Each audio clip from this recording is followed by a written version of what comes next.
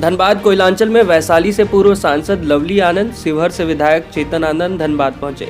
Bihar jail में बंद आनंद मोहन की रिहाई को लेकर बिहार के पटना में 29 जनवरी की प्रस्तावित रैली के समर्थन मांगने पत्नी सह वैशाली से पूर्व सांसद तथा आरजेडी से शिवहर विधायक पहुंचे। सिजुआ कांग्रेस प्रदेश सचिव रणविजय सिंह के आवास पूर्व सांसद शिवहर विधायक पहुंचे। विधायक का स्वागत रणविजय सिंह ने किया। वहीं कांग्रेस प्रदेश सचिव के आवास पहुंचने से पहले पूर्व सांसद तथा शिवहर विधायक झरिया के अग्रसेन भवन में फ्रेंड्स ऑफ आनंद के द्वारा जन आक्रोश रैली कार्यक्रम में पहुंचे थे। वहीं पूर्व सांसद लवली आनंद तथा विधायक चेतन आनंद ने बिहार सरकार पर जानबूझकर आनंद मोहन की रिहाई नहीं होने का आरोप लगाया, षड्यंत्र के तहत फंसाने का भी आरोप लगाया। कि आपको पता है कि 3 दिसंबर को हमने एक सवाल उठाया था बिहार विधानसभा में, और सवाल ये सिंपल सा था कि बिहार सरकार आनंद मोहन जी के बारे में क्या सोचती है, जिसपे प्रभारी मंत्री जो थे उनका ये कहना था कि कोई ऐसा उनके मन में विचार नहीं है और आनंद मोहन जी को निकालने का कोई भी जो है उनके मन में ऐसा वो नहीं है, और 2-3 रूल का हवाला भी दिया गया था। लेकिन सच्चाई ये है कि ये सरकार वही सरकार है जिसने 2019 में जिसके मुखिया ने ये कहा था कि आनंद मोहन जी उनके पुराने साथी हैं और उनके बारे में वो चिंतित हैं और वो जो है प्रयासरत हैं। तो वो प्रयास कहाँ है, वो चिंता कहाँ है? क्योंकि हम किसी और पार्टी में चले गए तो आपकी चिंता खत्म हो गई, या फिर आपके मन में पहले से ही था कि हमको धोखा देना है? तो हम तो पहले से ही बोलते आ रहे थे कि ऐसा कोई सगा नहीं जिसको नीतीश जी ने ठगा नहीं। हाँ, और सच्चाई यही है हाँ, जैसा कि आप लोगों ने देखा भी है और पूरा बिहार जानता है, पूरा झारखंड जानता है, पूरा भारत जानता है कि आनंद मोहन जी जिस केस में है उस केस में उनको सजा मिलनी ही नहीं चाहिए थी। लेकिन कोर्ट का आदेश आया, हमने माना उसे। आज जो भी लोकतंत्र की व्यवस्था है, जो भी सिस्टम की व्यवस्था है, उसको हम लोगों ने अपने हिस्से का एक तरीके से उसे मान लिया कि हाँ भाई हमारे हिस्से में, हमारे नसीब में शायद यही था। और वो भी मानते हुए आनंद मोहन जी ने 14 साल जब काट लिए और जब उनका टाइम पूरा हो चुका है तो बिहार सरकार के प्रभारी मंत्री कहते हैं कि परिहार नहीं दिया जा सकता है। तो मैं बिहार सरकार के प्रभारी मंत्री से पूछता हूँ कि 2019 से पहले का परिहार आनंद मोहन जी को कैसे मिला और क्यों मिला? हाँ, अगर आपका ये प्रावधान था कि उनको नहीं दिया जा सकता तो आपने कैसे दे दिया? और जब तक आपको लग रहा था कि हम पॉलिटिकली हमारी हत्या कर दी गई है, तब तक आपको लगा कि आनंद मोहन जी को निकाला जा सकता है। जब आपने देखा कि हम पॉलिटिक्स में आज भी वहीं पर हैं, जनता आज भी हमें उतना ही प्यार, सम्मान, इज्जत, आदर देती है, तो आपको मन में एकदम से कुछ और भावनाएं जाग गई। तो ये अनफॉर्चुनेट है कि बिहार सरकार जो है वो एक व्यक्ति विशेष और क्या कहते हैं बहुत ही पर्सनल वैंडेटा जिसको कहा जाता है उस हिसाब से पॉलिटिक्स करती है और पर्सनल टारगेट करती है। उसी के लिए आज पूरे भारत में, पूरे बिहार में, पूरे झारखंड में, सब जगह आक्रोश है। और 29 तारीख को हम लोग सिंह गर्जना रैली करने वाले हैं। नीतीश जी के जितने भी वादे थे जो उन्होंने 2019 में किए थे, जिसमें महाराणा प्रताप पुण्यतिथि के अवसर पे उन्होंने कहा था कि महाराणा प्रताप जी का जो है एक स्टैचू बनाया जाएगा, पटना में लगाया जाएगा। उसके अलावा इन्होंने कहा था कि या फिर जयंती या पुण्यतिथि में महाराणा प्रताप जी के छुट्टी होगा, वो भी आज तक नहीं हुआ। और तीसरी बात इन्होंने कही थी कि आनंद मोहन जी हमारे पुराने साथी हैं, उनके बारे में चिंतित हैं। तो ये तीनों मुद्दे हमारे हैं। आनंद मोहन जी की सम्मानजनक रिहाई जब तक नहीं होगी तब तक हम लोग आंदोलन करेंगे। जिस हिसाब से हम लोग आंदोलन करते आए हैं लगातार करते रहेंगे, और सभी लोगों का आशीर्वाद, प्यार, सपोर्ट हमको मिल रहा है।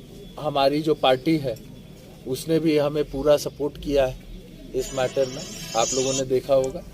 और लगातार हम लोग जब तक आनंद मोहन जी बाहर नहीं निकलते हैं तब तक हम लोग संघर्ष कि लोग उस व्यक्ति को बाहर देखना चाह रहे हैं, उस सिंह को बाहर देखना चाह रहे हैं जो आज जेल के सलाखों के अंदर है। उसके लिए हम लोग गरजेंगे और सरकार को सुनना होगा। उन्होंने जो बोला है लोक सेवक की हत्या, तो उसमें 2-3 पॉइंट, अब जब उसमें हम गहराई में जाएंगे तो 2-3 पॉइंट है कि आज तक कोई भी ऐसा कोर्ट नहीं है जिसने आनंद मोहन जी के ऊपर हत्या का आरोप लगाया हो। भड़काऊ भाषण का आरोप है। ये जो मीडिया का प्रोपेगेंडा चलता है कि हत्या में थे, वो हत्या नहीं किए थे। उनके ऊपर अगर कोर्ट की भी माने तो भड़काऊ भाषण का है, और भड़काऊ भाषण में बहुत बड़े बड़े नेता को जेल के अंदर होना चाहिए था अगर भड़काऊ भाषण ही है। तो ये अनफॉर्चुनेट है। हाँ, हम लोगों के खिलाफ लगातार प्रोपेगेंडा चलता रहा, कोई कुछ बोल नहीं पाया, लेकिन आज हम खुल करके ये बताना चाहेंगे भड़काऊ भाषण और ये सब का उनके ऊपर आरोप है। हाँ, और कहीं से भी हत्या का आरोप नहीं है। लेकिन ये केस जिसमें पक्ष हो या विपक्ष हो, सब लोग जानते हैं कि आनंद मोहन जी निर्दोष हैं। किसी से भी पूछिए तो सबका ये कहीं ना कहीं बोलना हुआ है कि आनंद मोहन जी को इस केस में दूर दूर तक नहीं थे। लेकिन उसके बावजूद ये जानते हुए, और यही नीतीश कुमार जी जो है बहुत पहले धरना पे भी बैठे थे और बोले थे हमारी सरकार आएगी तो सीबीआई इंक्वायरी होगी। लेकिन अनफॉर्चुनेट है कि उनकी सरकार आई तो उस टाइम के गृह सचिव बोलते हैं कि आनंद मोहन जी को स्पीडी ट्रायल करके फांसी की सजा कराएंगे, और कुछ साल बाद, मतलब कुछ महीनों बाद स्पीडी ट्रायल भी होता है और फांसी की सजा भी होती है। तो इसके पीछे अगर आप जाइएगा तो बहुत बड़ा षड्यंत्र है जो इस मौजूदा सरकार ने रखा। देखिए, लोकतंत्र में दो ही चीज होता है, ये सदन से लेके सड़क तक। सदन में जो है अभी सभी जो भी विपक्ष के हैं सभी लोग दिए हैं, कुछ पक्ष वाले भी दिए हैं, साथ दिए हैं, क्योंकि जो जेन्युइन बात है, जो न्याय संगत है, सबको लगता है कि एक व्यक्ति को आप जो मतलब सबके लिए अलग अलग कानून सब लोग निकल गए हैं, एक व्यक्ति को आप टॉर्चर कर रहे हैं जो बिहार के चहेते हैं, देश के चहेते हैं, झारखंड के चहेते हैं, जो नौजवानों के दिल में बसते हैं आनंद मोहन जी, उनको आप उनका जवानी को खत्म कर दिए हैं। अब बुढ़ापा में जो है 65 साल में भी आप निकलने नहीं दे रहे हैं। ये कहाँ का न्याय संगत बात है? आंदोलन होगा, और जब आंदोलन होता है ना तो सरकार को झुकना पड़ता है, अपना निर्णय वापस करना पड़ता है। आप देखिए, किसान आंदोलन हुआ, कितने किसान शहीद हो गए, लेकिन अंततः जो किसान विरोधी कानून था लेना पड़ा, केंद्र सरकार को वापस करना पड़ा। तो बिहार सरकार को क्या है, जब सब लोग इकट्ठे हो जाएंगे, सब समर्थक इकट्ठे हो जाएंगे, हमारे पास तो ये है ना, हम निर्दोष हैं, इससे बढ़ के हथियार क्या हो सकता है? और निर्दोष का 14 साल जो गया है वो बताइए, 14 साल का वक्त कम होता है? उस रैली में जदयू से भी क्या आपके राजपूत समाज से लोग, विधायक जुटने की उम्मीद रखते हैं?